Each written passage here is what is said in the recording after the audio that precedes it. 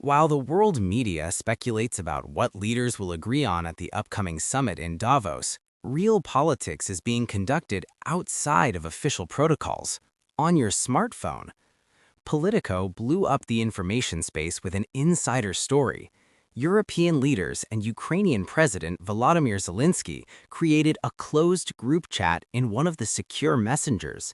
And the main topic of this correspondence is one person, Donald Trump. This is no longer just an exchange of opinions. It is a parallel reality of world diplomacy, where there is no place for official notes, but there is room for alarming notifications at 2 in the morning. Who is in this most influential chat on the planet? The list of participants resembles the guest list for a closed G7 dinner.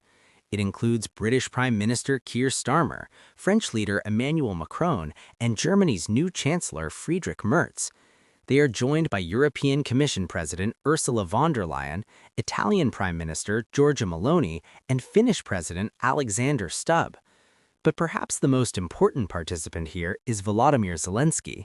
For the Ukrainian leader, this chat is a direct line to his allies, bypassing Washington. At a time when the White House is increasingly questioning the amount of aid, such a digital coalition is becoming Kiev's last line of defense. Why are they doing this? Why do leaders of the first magnitude need a secret chat?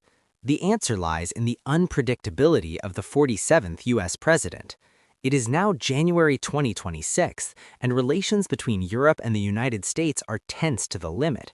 Trump has imposed 10% tariffs on European countries because of their position on Greenland. He calls EU leaders weak and trade relations the robbery of America.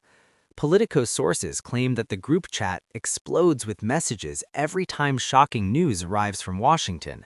The article describes them as wild and potentially destructive. The chat has become a digital refuge where politicians can discuss how to respond to the threat of trade wars without fear of leaks through official communication channels. Virtual resistance headquarters. In essence, what we have here is a virtual headquarters.